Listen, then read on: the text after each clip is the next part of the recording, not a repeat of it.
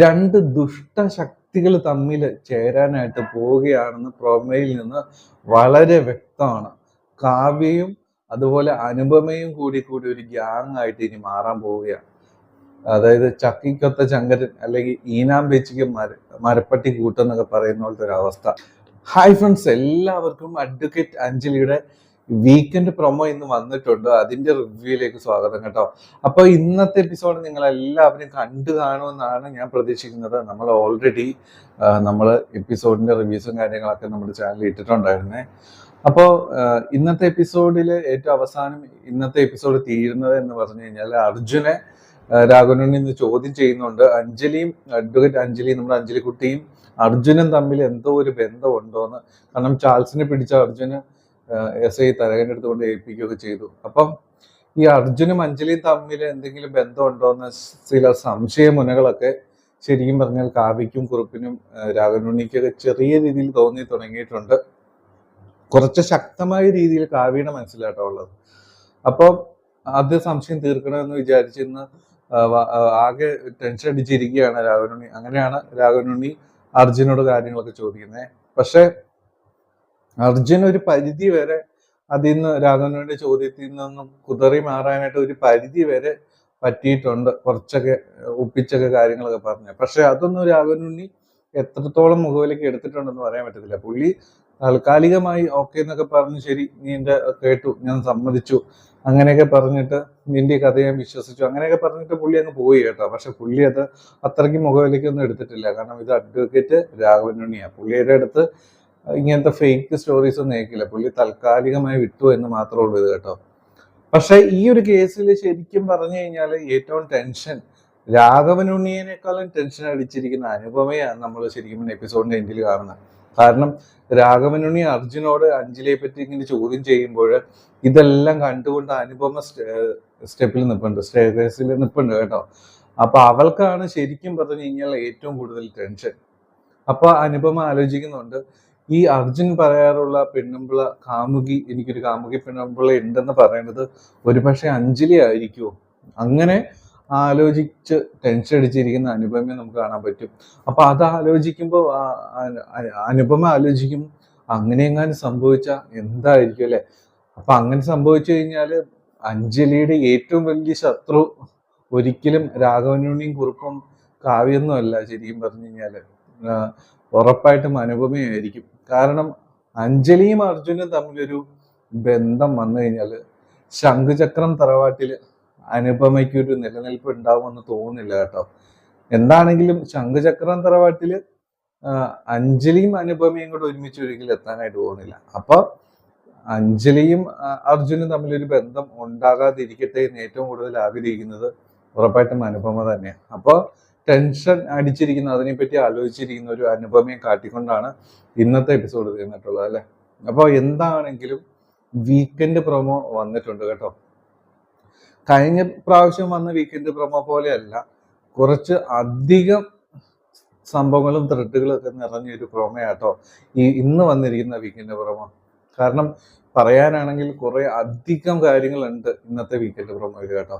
അതായത് കാവ്യയ്ക്ക് ഓൾറെഡി പ്രൊമോയില് കുറച്ച് കാര്യങ്ങളെ പറ്റി ഞാൻ പറയാം. അതായത് കാവ്യയ്ക്ക് ഓൾറെഡി ഒരു മനസ്സിൽ ഇങ്ങനെ തീ ഇപ്പൊ കത്തുന്നുണ്ടാവും, അർജുനും അഞ്ജലിയും തമ്മിൽ ബന്ധമുണ്ടോ എന്നത്.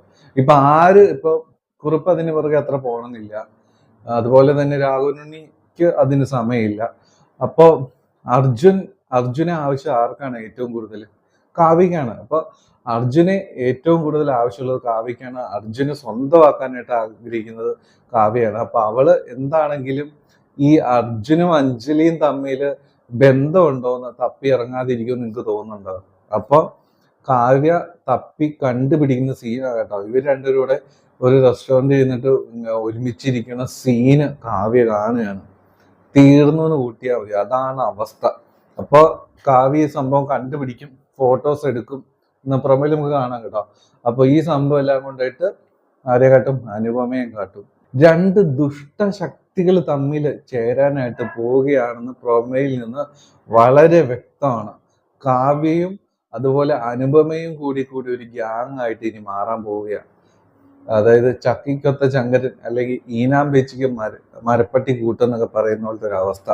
അതായത് ഈ അഞ്ജലിയും അർജുനും തമ്മിൽ ബന്ധമുണ്ട് എന്നുള്ള സത്യം, അവര് തമ്മിൽ വളരെ ദൃഢമായ ബന്ധമുണ്ട്, നമ്മൾ ചിന്തിക്കുന്നതിനപ്പുറം ബന്ധമുണ്ടെന്നുള്ള സത്യം കാവ്യ തിരിച്ചറിയും, ഫോട്ടോസ് എടുക്കും, ഇത് കൊണ്ടുപോയിട്ട് അനുപമയെ കാട്ടും. അപ്പൊ ഈ അർജുൻ അഞ്ജലി ബന്ധം പൊളിക്കുക എന്നുള്ളത് ഇവർ രണ്ടു പേരുടെ ആവശ്യമാണ് അല്ലെ. അപ്പൊ ഉറപ്പായിട്ടും ഇവര് തമ്മിൽ ഒരു ഗ്യാങ് ആയിട്ട് മാറും. അതിനുവേണ്ടി ഏത് നെറുകെട്ട കളിയും ഇവർ രണ്ടുപേരും കൂടെ കളിക്കാനായിട്ട് പോവുക കേട്ടോ.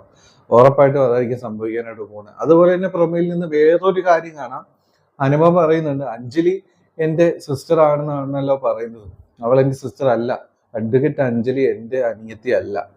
അവള് അനുപമ അങ്ങനെ പറയുന്നത് കാരണം എന്തെന്ന് വെച്ച് കഴിഞ്ഞാൽ, രക്തബന്ധമുണ്ട്, എന്തൊക്കെ ബന്ധമുണ്ടെന്ന് പറഞ്ഞാലും ഒരിക്കലും അഞ്ജലിനെ ഞാൻ ഒരു അനിയത്തിയായിട്ട് കാണുന്നില്ല എന്ന സത്യം പറഞ്ഞു കഴിഞ്ഞാൽ ഈ അനുപമ പറയുന്നത്. ശരിക്കും പറഞ്ഞാൽ എന്തോ ദുഷ്ട മനസ്സാണല്ലേ ഈ അനുപമയുടെ. ശരിക്കും പറഞ്ഞാൽ അവൾ ഏത് തരംതാന്ന കളിക്കും നിൽക്കും എന്നുള്ളതാണ് ഈ ശംഖുചക്രം തറവാട്ടിൽ നിലനിൽക്കാൻ വേണ്ടി കേട്ടോ. എന്താണെങ്കിലും വളരെ കഷ്ടമാണ്. ഈ കാവ്യയും ഈ അനുപമയും കൂടി വളരെ ശക്തമായ രീതിയിൽ അഞ്ജലി ഇല്ലാതാക്കാൻ എന്തെങ്കിലുമൊക്കെ ശ്രമിക്കുമെന്നാണ് എനിക്ക് തോന്നുന്നത്. അപ്പോൾ ഇങ്ങനെ സീനുകളൊക്കെ പ്രൊമോയിലുണ്ടായിരുന്നു. പിന്നെ അടുത്ത പ്രൊമോയിലെ സീനുകൾ എന്ന് പറയുന്നത് ഈ ആഴ്ചയിലെ മെയിൻ സബ്ജക്റ്റ് എന്ന് പറഞ്ഞു കഴിഞ്ഞാൽ ഹാർഡ് ഡിസ്ക് ആണല്ലോ. ഈ ഹാർഡ് ഡിസ്ക് ശരിക്കും പറഞ്ഞു കഴിഞ്ഞാൽ നമുക്കറിയാം, നമുക്ക് ദൈവം നിശ്ചയം എന്ന പോലെ തിരിച്ച ഹാർഡ് ഡിസ്ക് അഞ്ജലിയുടെ പക്കത്തിലേക്ക്, അഞ്ജലിയുടെ അടുത്തേക്ക് തന്നെ സാധനം എത്തുകയാണെന്ന് പ്രൊമോയിൽ നമുക്ക് മനസ്സിലാവും. കാരണം വെച്ചാൽ ഈ ഹാർഡ് ഡിസ്ക് കൊണ്ടുപോയിട്ട് അഞ്ജലിനെ മറ്റേ ഷോപ്പിൽ ആളെ ഏൽപ്പിക്കേണ്ടത് നമുക്ക് പ്രൊമോയിൽ കാണാം. പക്ഷെ അതിനിടയിൽ വേറൊരു ടെസ്റ്റും കൂടി ഉണ്ട്. ഈ ഹാർഡ് ഡിസ്ക് തിരിച്ചുകൊണ്ട് ഏൽപ്പിക്കുമ്പോൾ തിരിച്ച് മറ്റേ അഡ്വക്കേറ്റിന്റെ ശിങ്കിടി ഹരിക്കും ആ ഹാർഡ് ഡിസ്ക് കൊടുക്കാതിരിക്കാൻ പറ്റത്തില്ലല്ലോ. അപ്പോൾ അതും ഒരു പ്രശ്നമുണ്ട് ഈ കടക്കാരന്. അപ്പൊ ഒരു കാര്യം നമുക്ക് വളരെ വ്യക്തമായിട്ടുള്ള ഒരു കാര്യമുണ്ട്.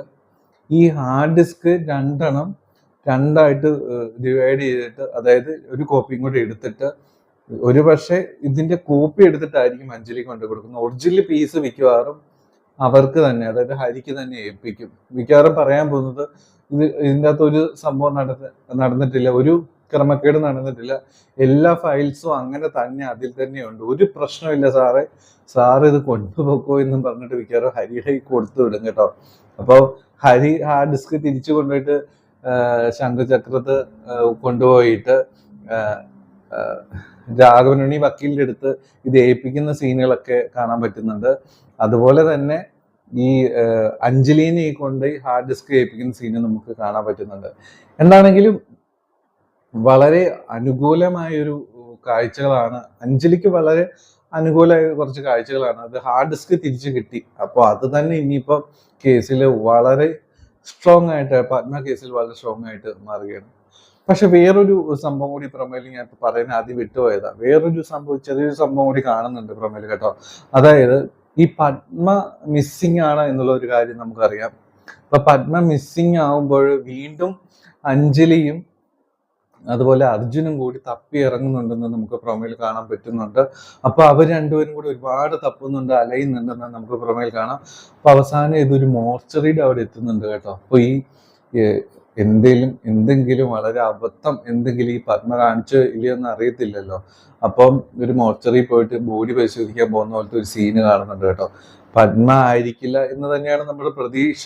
എന്താണെങ്കിലും ഒരു സംശയം തോന്നുന്ന നിലയ്ക്ക് നമ്മുടെ അഞ്ജലിയും അർജുനും കൂടെ പോയി തപ്പുന്നത് നമുക്ക് കാണാനായിട്ട് പറ്റുന്നുണ്ട്. അപ്പൊ കുറച്ച് അധികം സംഭവ വികാസങ്ങൾ നിറഞ്ഞൊരു വീക്കെൻഡ് പ്രോമയാണ് ഇന്ന് വന്നിട്ടുള്ളത്. എന്താണെങ്കിലും അഞ്ജലിക്ക് ശത്രുക്കൾ കൂടി വരികയാണ്. ശത്രുക്കൾ കൂടുന്നതിനൊപ്പം തന്നെ അവർ ശക്തി കൂടുതൽ ആർജിച്ചു വരികയാണെന്ന് നമുക്ക് പ്രൊമോയിൽ മനസ്സിലായി. അതായത് കാവ്യയും അനുപമയും ഇവർ തമ്മിൽ ചേർന്ന് ഒരു വലിയ ശക്തിയായി മാറി അഞ്ജലിക്കെതിരെ പ്രവർത്തിക്കും. എന്താണെങ്കിലും നമുക്ക് വളരെ പോസിറ്റീവായ ഒരു കാര്യം എന്തെന്ന് വെച്ച് കഴിഞ്ഞാൽ, ഏതൊക്കെ ശക്തി വന്നാലും നമ്മുടെ അഞ്ജലിക്കുട്ടിയുടെ കൂടെ അർജുൻ ഉണ്ടല്ലോ എന്നൊരു വളരെയധികം നമുക്ക് വളരെ പോസിറ്റീവായിട്ട് ഒരു കാര്യമുണ്ട്. ആ ഒരു കാര്യത്തിലാണ് ശരിക്കും പറഞ്ഞാൽ അഞ്ജലി പിടിച്ചു നിൽക്കുന്നത്. ആ ഒരു ശക്തിയുടെ വിലയെപ്പറ്റി സത്യം പറഞ്ഞു കഴിഞ്ഞാൽ അഞ്ജലിക്ക് അറിയില്ല. അഞ്ജലിക്ക് അറിയില്ലല്ലോ ആ അർജുൻ ആരാണ് എന്നുള്ള കാര്യം.